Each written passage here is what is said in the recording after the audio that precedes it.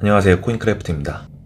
지난번 영상에 이어서 오늘도 바이비트 해킹과 관련된 이야기를 추가로 이어서 나가보려고 하는데요. 바이비트 해킹이 일어난 이후에 커뮤니티에서는 비트코인 진영하고 이더리움 진영하고 나리선 의견을 내세우고 있는데, 서로 각각 자신들의 암호화폐가 더 안전하다는 얘기죠. 비트코인 진영은 비트코인이었으면 이런 일이 일어나지 않았다, 이더리움의 스마트 컨트랙트의 취약성이 이번에 드러난 것이다 라는 주장을 많이 하고 있고, 이더리움 진영에서는 그건 아니다, 거래소에서 코드 관리를 잘 못했기 때문에 일어난 일이다, 이더리움 자체는 보안에 문제가 없다 라는 식으로 의견이 지금 팽팽하게 맞서고 있는 중입니다. 그래서 이것과 관련해서 오늘 추가적으로 알아낸 것도 있고, 추가적으로 또 분석을 해서 그것과 관련된 이야기를 오늘 해보도록 하겠습니다. 영상에 앞서서 혹시 이더리움에 대한 흠집을 내기 위한 목적은 절대 아니고요. 저 역시도 이더리움을 굉장히 많이 투자하고 있는 사람으로서 이번 이 사태가 결국 암호화폐 시장에 긍정적인 영향을 받을 수 있기를 바라는 사람 중에 하나라는 것을 미리 좀 말씀을 드립니다. 지난번에 간단하게 말씀을 드렸던 것처럼 바이비트 해킹 관련해서는 인터페이스 스푸핑이라는 해킹 기법이 사용이 됐어요. 바이비트에 있는 이 관리자와 개발자들의 PC의 화면을 중간에 인터셉트해가지고 해커가 자신이 원하는 대로 목적을 이루게 되었죠. 근데 이전에 투트랙으로 사전에 해킹이 진행됐었는데, 그 첫 번째는 이 스마트 컨트랙트와 이 개발자 간의 인터페이스를 조작을 했고, 또 두 번째로는 개발자의 이 GitHub 권한을 탈취를 해서 GitHub에서 이 스마트 컨트랙트에 날아가는 API 콜을 조작을 했죠. 이 콜드 월렛에서 핫 월렛으로 자금을 이체할 때 스마트 컨트랙트에서 날아가는 API 콜이 실제 관리자의 화면에는 핫 월렛의 주소였겠지만은 실제로는 이 인터페이스를 조작을 해서 이 콜드 월렛에서 핫 월렛이 아닌 해커의 지갑으로 이체가 되도록 조작을 했죠. 그래서 많이 지금 논란이 되고 있는 질문을 하나 할 건데, 만약에 이더리움이 아니라 비트코인이었으면 해킹이 불가능했을까라는 질문을 많이들 하시는 것 같아요. 일단 결론부터 말씀드리면은 완전히 불가능하다고 볼 수는 없어요. 비트코인이었어도 완전히 불가능하다라는 것은 없지만, 이 보안이라는 것은 이 완벽한 100%라는 게 없거든요. 그래서 완벽히 불가능하다고 볼 수는 없지만은 이더리움에 대비해서는 해킹 가능성이 상당히 낮은 것은 사실입니다. 그게 왜 그런지 설명을 드리도록 하겠습니다. 그리고 영상에 앞서서 한 가지 제가 드릴 말씀이 있는데, 이번 해킹은 이 중앙화 거래소가 갖고 있는 취약점을 노려서 해킹을 한 거지, 암호화폐, 즉 이 이더리움 자체가 가진 허점을 가지고 공격을 한 건 아니에요. 그러니까 이걸 어떻게 예를 들 수가 있냐면은, 우리가 사용하고 있는 원화가 있잖아요. 뭐 1,000원짜리가 있고 10,000원권이 있고 뭐 이렇게 한데, 이 도둑이 은행에 가서 이 돈을 훔칠 수는 있어요. 돈을 훔칠 수는 있잖아요.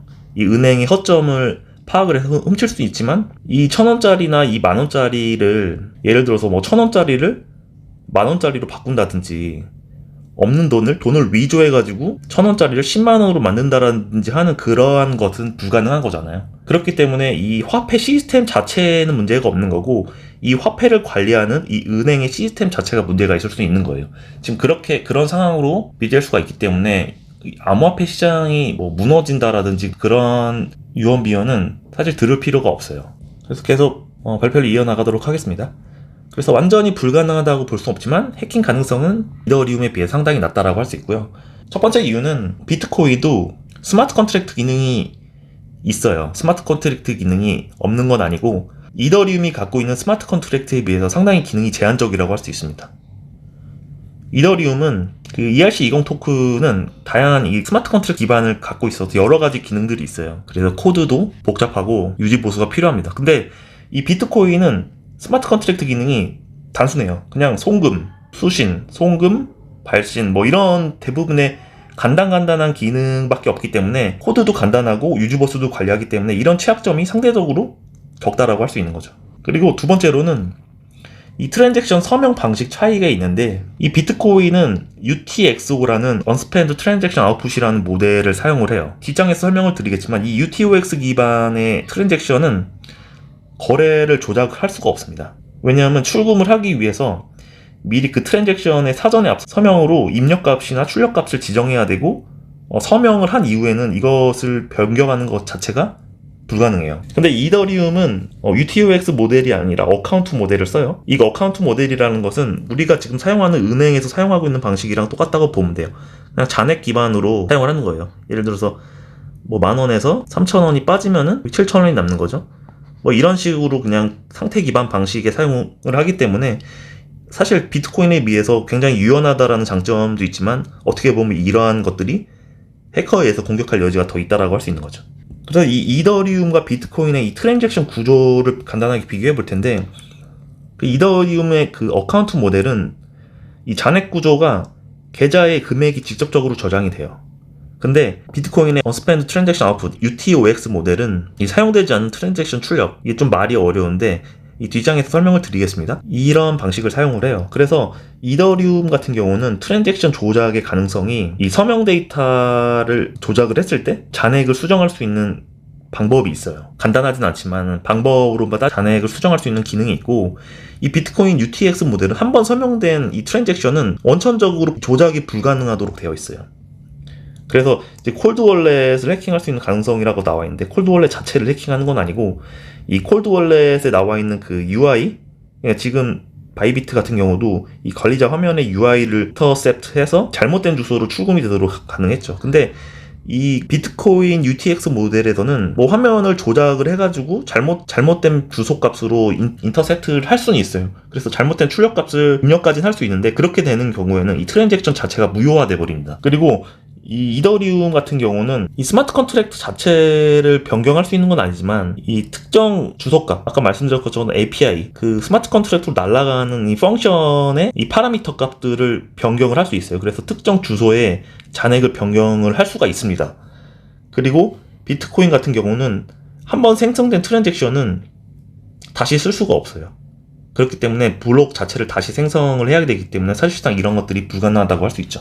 그래서 이해를 돕기 위해서 이 UTOX 모델에서 트랜잭션이 생성되는 과정을 설명을 드릴 텐데, 먼저 이걸 좀 설명을 드렸어야 되는데, 예를 들어서 A가 5비트코인을 가지고 있고 B에게 5비트코인 중에 3개의 비트코인을 보내야 된다는 상황이 있다고 할게요. A는 자신이 갖고 있는 이 5비트코인에 대한 UTOX를 사용을 해야 돼요. 여기서 5비트코인에서 3개의 비트코인만 B에게 보내면 되는 게 아니에요. 그러니까는 결과적으로 봤을 때는 우리가 그냥 계좌에 찍힌 건 그렇게 나오지만 실제 내부적으로는 그렇게 동작하는 게 아니라, 일단은 5비트코인 전체의 트랜잭션을 블록체인으로 전송을 해야 합니다. 전송을 하고 여기서 이 5비트코인의 트랜잭션을 3개의 비트코인과 2개의 비트코인으로 나눠요. 그리고 A에게 다시 잘못됐네요. 여기 2비트코인이었죠. 여기 이 비트코인의 트랜잭션을 A에게 보내는 트랜잭션을 다시 생성을 하고요. 그래서 이 3개의 비트코인은 또 B에게 보내는 트랜잭션을 만들게 됩니다. 이렇게 됐을 때 하나씩 생성될 때마다 이 전에 앞서서 사용이 됐던 이 UTOX는 뭐 사용을 할 수 없기 때문에 새롭게 생성된 이 2개의 비트코인과 이 3개의 비트코인 UTXO가 각각 B와 A의 잔액이 되는 거죠. 그럼 왜 이 UTOX 모델에서는 이 트랜잭션 조작이 어려운지 설명을 드릴게요. 이 비트코인에서 트랜잭션을 생성할 때는 이 어떤 UTOX를 사용할지 명확하게 지정을 해야 합니다. A가 B에게 송금을 할 때 이 5비트코인짜리 UTOX를 입력값으로 선택을 해요. 이 5비트코인짜리의 UTOX를 사용을 하면은 사전에 있었던 이 기존의 UTOX는 스밴드로 변경이 되어서 사용을 할 수가 없게 되는 거예요. 그리고 여기 쪼개진 3개의 비트코인, 2개의 비트코인 UTOX가 또 생성이 되면은 2개의 UTOX가 생성이 되면은 또 그 전에 사용했던 이 5비트코인의 UTOX는 또 사용할 수가 없게 되는 거죠. 그리고 마지막으로 A에게 3개의 비트코인이 전송이 되고 B에게 잘못됐죠. 이 2개의 비트코인이고 B에게 3개의 비트코인이 전송이 돼서 이 전에 있었던 기존에 있었던 UTOX는 사용이 불가능하게 되는데, 만약에 해커가 이렇게 생각할 수도 있잖아요. 여기서 쪼개져 있는 이 비트코인을 여기서 이제 여기로 갈 때 여기서 변경을 하면 되는 거 아니냐라고 할 수가 있잖아요. 주소를, 목적지 주소값을 이더리움처럼. 그런데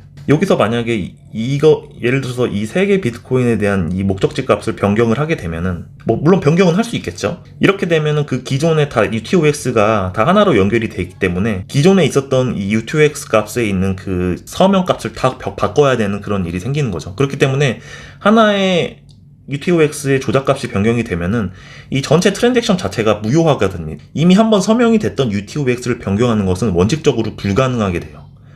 그래서 비트코인에 있는 거래 기록을 변경을 하게 될 때 해당 트랜잭션을 포함한 이 블록 자체를 다시 생성해야 되는 일이 생기기 때문에 현실적으로는 불가능하다고 할 수 있는 거죠. 그런데 여기서 이제 한 가지 좀 저희가 생각해 봐야 될 게, 비트코인은 그러니까 거래소가 지금 해킹을 당한 거잖아요. 비트코인이나 이더리움, 이 화폐 자체가 해킹을 당한 게 아니라 지금 이 거래소가 해킹을 당했는데, 그렇다면 비트코인 자체는 해킹이 안 되냐? 또 그렇지는 않다라는 거예요. 비트코인이 갖고 있는 또 취약성이 있기 때문에 얼마든지 그 취약점을 파고들면은 이 거래소, 왜냐면 중앙화 거래소 자체가 갖고 있는 취약점이 있기 때문에 이더리움 뿐만이 아니라 비트코인도 얼마든지 이 취약점을 통해 가지고 얼마든지 해킹을 할 수가 있는 거예요.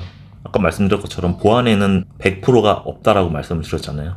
아쉬웠던 점은 이 바이비트 거래소에서 이더리움의 이 스마트 컨트랙트 관리를 좀 허술하게 한 거라는 생각이 좀 들어요. 그래서 어떻게 이제 바뀌어야 되는지를 그냥 생각을 좀 해봤는데, 일단은 현재 문제점이 뭐냐면은 이 바이비트 거래소가 이 사용자의 출금 요청을 받고, 사용자가 아니라 이 바이비트 이 관리자의 출금 요청을 받고 내부에서 트랜잭션을 생성을 하고 생성된 후에 서명을 했죠. 그 서명한 후에 블록체인으로 전송을 한 거죠. 관리자 바이비트는 출금 요청을 했지만 최종적으로 어떤 트랜잭션이 실행되는지는 확인을 하질 않은 거죠. 물론 확인을 외부에서 했지만 결국에 그 확인된 게 내부에서는 해커의 지갑으로 가는 그런 트랜잭션이었던 거죠. 그러니까 해커가 UI를 조작을 하면서 사용자가 본 화면과 실제 실행된 트랜잭션이 다를 수도 있다는 것을 간과했던 거죠. 결국에는 이 트랜잭션 자체를 해시값을 사용해서 서명 조작을 방지를 했어야 했는데 아마 너무 내부적으로 번거로워서 이 단계를 생략하지 않았나라는 생각을 저는 하고 있어요. 그래서 이 출금 요청 자체를 할 때 이 프라이빗 키로 직접 승인을 하는 형식으로 변경을 했어야 되는데, 그게 무슨 뜻이냐면은 사용자가 트랜잭션을 요청을 했을 때 예를 들어서 주소값이라든지 뭐 금액이라든지 발신 주소라든지 이런 것들을 프라이빗 키로 해시값을 만들어서 해시값을 스마트 컨트랙트로 보내서 이 스마트 컨트랙트 검증을 하게끔 했어야 되는 거죠. 이 스마트 컨트랙트가 이 서명된 트랜잭션 해시값과 일치하는 경우에만 출금을 허용하도록 했으면 아마 지금 같은 일이 일어나지 않았을까라는 생각을 하고요. 뭐 이거 외에도 사실은 여러 가지 문제점들이 있었겠죠.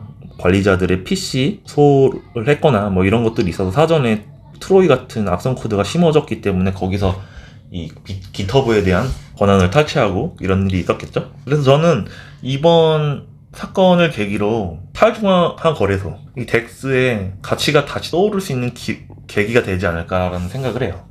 왜냐면 이 덱스 거래소에서는 이런 일이 일어날 수가 없는 게, 고객들의 계좌를 이 덱스에서 관리를 하지 않아요. 고객들의 계좌를 자신이 관리를 하거든요. 그렇기 때문에 중앙에서 털릴 위험이 없는 거죠.